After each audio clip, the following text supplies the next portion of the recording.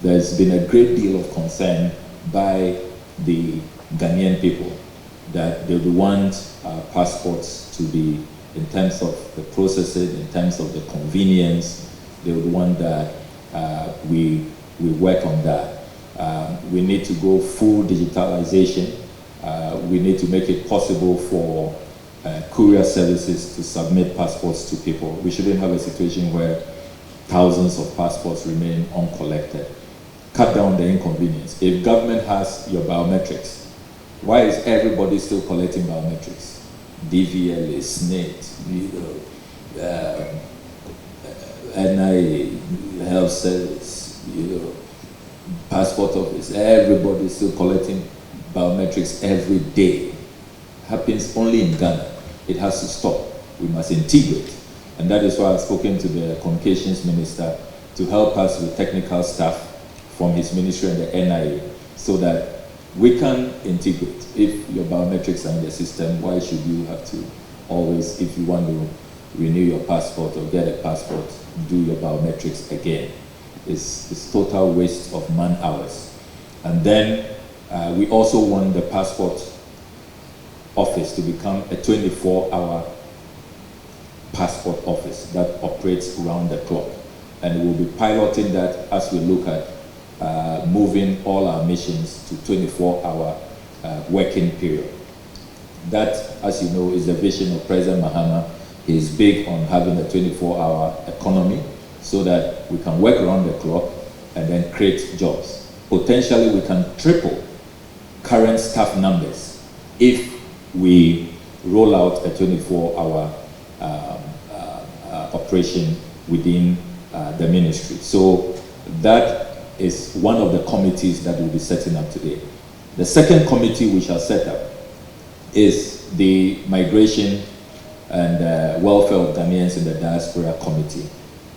You heard me say that the Foreign Ministry should help to address the unemployment crisis. But even more importantly, we have too many of our compatriots who are being exploited.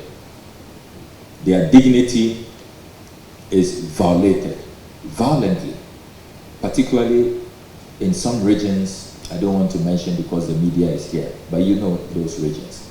And it's all because it's not a regulated space. You have unscrupulous private agencies who take advantage of them. When they arrive in those destinations, they seize their passports, they collect more than 50% of their earnings, and they just exploit them and treat them shabbily, really. So that has to change. When you have a government-to-government agreement, and everybody knows that these workers from this country, Ghana, their government knows they are here. Their government is aware of their work. They will be treated with respect, with dignity, and it becomes a win-win situation. Look at what countries like Cuba, like Indonesia have achieved, taking advantage of migration policies and having partnerships with us. And you should look at the numbers. For example, Cuba, we pay them so much every year because of the doctors that they bring in. Why can't we also begin to get some good FDI from these arrangements? So that is a committee I'm passionate about, and I would want us to hit the ground running with those two committees. We'll be giving them a month's mandate to report so that we can immediately roll out the interventions that we all want to see. As I conclude, I would want to admonish all of you colleagues that your welfare will also be my utmost priority. You do know that as ranking member on the Foreign Affairs Committee for 8 years, I have advocated for your welfare.